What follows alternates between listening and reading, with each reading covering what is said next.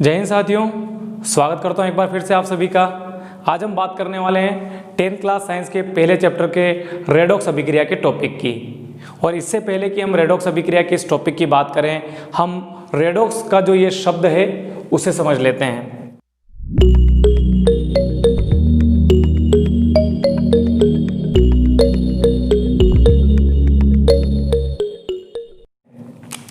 Redox असल में जो है दो शब्दों से मिलकर बना है। एक है RED रेड और एक है OX। RED रेड लाल, OX बेल। अगर हम किसी आम व्यक्ति से कहें तो वो कहेगा कि शायद ये ऐसी कोई क्रिया होगी कि लाल रंग को देखकर OX यानी बेल या सांड भड़क जाते होंगे, लेकिन ऐसा कुछ नहीं है। तो आइए जानने का प्रयास करते हैं कि आखिर रेडॉक्स रिएक्शन में, रेडॉक्स अभिक्रिया में इन दो शब्दों का क्या अर्थ है। जो OX वर्ड है वो निकला है ऑक्सीडेशन से, और जो RED वर्ड है वो निकला है रिडक्शन से। ऑक्सीडेशन को हिंदी में कहा जाता है ऑक्सीकरण, और इसी को एक और शब्द से जाना जाता है जिसे हम कहते हैं उपचयन, जबकि रिडक्शन को हिंदी में कहा जाता है अपचयन। तो इसका तात्पर्य हुआ कि ये कोई ऐसी रिएक्शंस या अभिक्रियाएं होती होंगी जिनमें ऑक्सीडेशन प्लस रिडक्शन दोनों होता है, अर्थात ऑक्सीकरण और अपचयन दोनों क्रियाएं होती हैं। आखिर ये कैसे होता है, इन्हें हम समझेंगे रासायनिक अभिक्रिया के उदाहरण से। और इनको समझने के लिए जिस रासायनिक अभिक्रिया का उदाहरण हमारे बुक में दिया है वो है कॉपर ऑक्साइड और हाइड्रोजन की रिएक्शन, जिसमें होता क्या है कि जो कॉपर ऑक्साइड है उसमें से ऑक्सीजन निकल जाती है और हाइड्रोजन उस ऑक्सीजन को ग्रहण कर लेता है, ऑक्सीजन को एक्सेप्ट कर लेता है। तो यहाँ क्या हो रहा है, हाइड्रोजन कर रहा है ऑक्सीजन को ग्रहण, जो हाइड्रोजन है वो ऑक्सीजन को एक्सेप्ट कर रहा है। तो ऑक्सीजन जब किसी पदार्थ को, जब किसी तत्व या सब्सटेंस को मिलती है तो हम कह रहे हैं उस पदार्थ का ऑक्सीकरण हुआ है। इसका तात्पर्य उपचयन या ऑक्सीकरण या ऑक्सीडेशन क्या होगा, ऑक्सीजन का मिलना, उसे स्वीकार करना, उसे ग्रहण करना, या कहें ऑक्सीजन को एक्सेप्ट करना। तो यहाँ के केस में जो हाइड्रोजन है उसका हो रहा है ऑक्सीडेशन या कहें ऑक्सीकरण। इसके ठीक विपरीत हम ऑक्सीजन के पॉइंट ऑफ व्यू से जब अपचयन को परिभाषित करेंगे तो हम क्या कहेंगे कि जब किसी पदार्थ से ऑक्सीजन निकलती है, ऑक्सीजन को त्यागा जाता है, ऑक्सीजन के त्यागने की क्रिया या कहें ऑक्सीजन के लॉस की जो क्रिया है उसे हम कहेंगे रिडक्शन या अपचयन। इस केस में कॉपर ऑक्साइड क्या कर रहा है, ऑक्सीजन को लूज कर रहा है, उसे त्याग रहा है। तो यहाँ पर जो कॉपर ऑक्साइड है उसका हो रहा है अपचयन।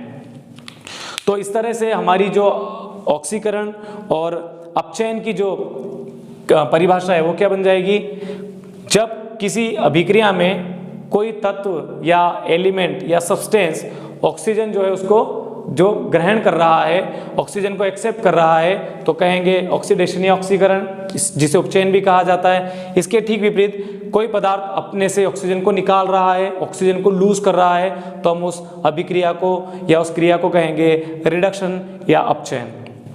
लेकिन अगर मैं एक और एग्जाम्पल यहाँ पर लूँ, जैसे उदाहरण लिया मैंने हाइड्रोजन और क्लोरीन गैस का। जब हाइड्रोजन और क्लोरीन की रिएक्शन होती है तो क्या होता है, हाइड्रोजन क्लोराइड का फॉर्मेशन होता है, हाइड्रोजन क्लोराइड का निर्माण होता है। ये जो अभिक्रिया है ये भी एक रेडॉक्स अभिक्रिया है, ये भी एक रेडॉक्स रिएक्शन है। लेकिन अगर हम यहाँ से लेकर यहाँ तक देखें तो इसमें कहीं पर भी ऑक्सीजन का नाम नहीं आ रहा है, जबकि यहाँ पर ऑक्सीडेशन भी हो रहा है अर्थात ऑक्सीकरण भी हो रहा है, और यहाँ पर रिडक्शन अर्थात अपचयन भी हो रहा है। दोनों को मिलाकर हमने क्या कहा था, रेडॉक्स अभिक्रिया। यानी एक रेडॉक्स अभिक्रिया है, यहाँ रिडक्शन यानी अपचयन, ऑक्सीडेशन यानी ऑक्सीकरण दोनों हो रहा है, लेकिन हमें यहाँ ऑक्सीजन नहीं दिख रही है। इसका तात्पर्य ये हुआ कि यदि हमें किसी परिभाषा को यदि हमें ऑक्सीकरण और अपचयन को परिभाषित करना है, उन्हें डिफाइन करना है, तो हमें कोई ऐसी परिभाषा भी लेना पड़ेगी, ऐसी डेफिनेशन भी लेना पड़ेगी जिसमें ऑक्सीजन का नाम नहीं आ रहा है। इस वाले एग्जाम्पल में यदि हम देखें तो हो क्या रहा है, हाइड्रोजन अपने इलेक्ट्रॉन छोड़ रहा है, त्याग रहा है, निकाल रहा है, लूज कर रहा है। किसको दे रहा है? क्लोरीन को। तो जब कोई सब्सटेंस या पदार्थ अपने इलेक्ट्रॉन लूज करता है, अपने इलेक्ट्रॉन त्यागता है, तो हम कहेंगे कि वहां उस पदार्थ का ऑक्सीडेशन हो रहा है, ऑक्सीकरण हो रहा है। यानी इस वाले एग्जाम्पल से जो ऑक्सीडेशन या ऑक्सीकरण है उसकी परिभाषा क्या बनेगी?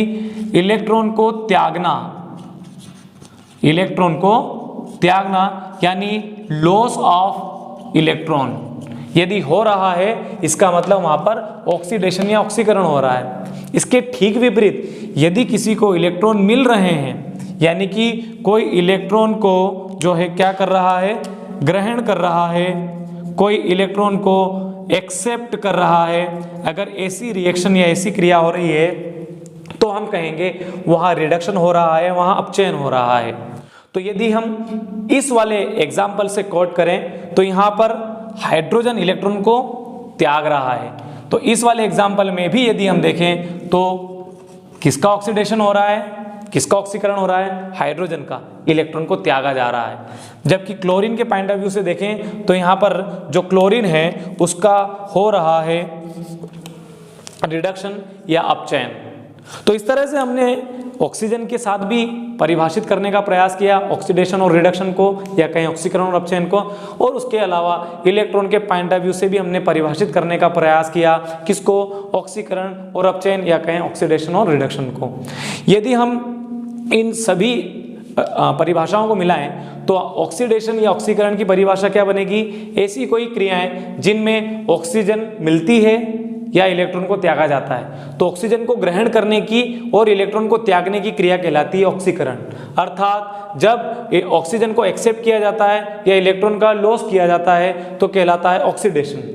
इसके ठीक विपरीत जब कोई ऐसी रासायनिक अभिक्रिया हो जिसमें ऑक्सीजन जो है वो त्यागी जा रही है, उसे निकाला जा रहा है, या कहें इलेक्ट्रॉन को ग्रहण किया जा रहा है, तो ऑक्सीजन के त्यागने की और इलेक्ट्रॉन को ग्रहण करने की क्रिया कहलाएगी रिडक्शन अर्थात अपचयन। इसके ठीक विपरीत इसको अगर हम इंग्लिश में कहें तो कैसे कहेंगे? ऑक्सीजन को लूज करने की, इलेक्ट्रॉन को एक्सेप्ट करने की क्रिया या रिएक्शन कहलाती है रिडक्शन।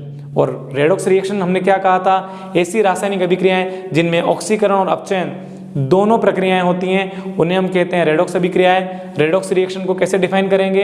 ऐसी केमिकल रिएक्शंस जिनमें ऑक्सीडेशन और रिडक्शन जो है साइमल्टेनियसली होता है, साथ साथ होता है, उन्हें हम कहते हैं रेडॉक्स रिएक्शन। यहाँ इन दोनों एग्जाम्पल्स से हम समझ सकते हैं कि रेडॉक्स, ऑक्सीडेशन और रिडक्शन क्या होता है। इन तीनों टॉपिक्स को हमने यहाँ पर उदाहरणों के साथ ऑक्सीजन और इलेक्ट्रॉन के पॉइंट ऑफ व्यू से, उनके दृष्टिकोणों से समझने का प्रयास किया है। उम्मीद करता हूँ आपको ये तीनों जो टर्म्स हैं, जो तीनों शब्द हैं वो समझ में आ गए होंगे। तीनों ही प्रश्नों के जो उत्तर हैं वो भी क्लियर हो गए होंगे। जब हम ऑब्जेक्टिव का सेशन लेंगे तब हम इनको कुछ और दृष्टिकोणों से, कुछ और पॉइंट ऑफ व्यू से भी समझने का प्रयास करेंगे ऑक्सीडेशन और रिडक्शन को।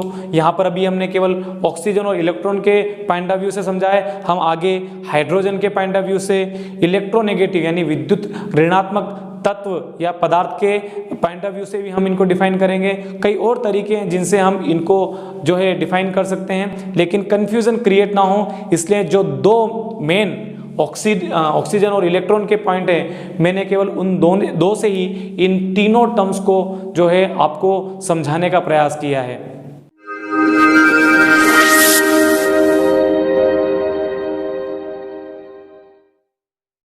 आपकी स्क्रीन पर अब कुछ स्लाइड्स दिखाई दे रही होंगी जिनमें मैंने दोनों मीडियम के अकॉर्डिंग कुछ शॉर्ट नोट्स प्रोवाइड किए हैं। आप अपने मीडियम के अनुसार उनको लिख लें। बहुत जल्द हम अगले टॉपिक के साथ आपके समक्ष प्रस्तुत होंगे। तब तक के लिए धन्यवाद।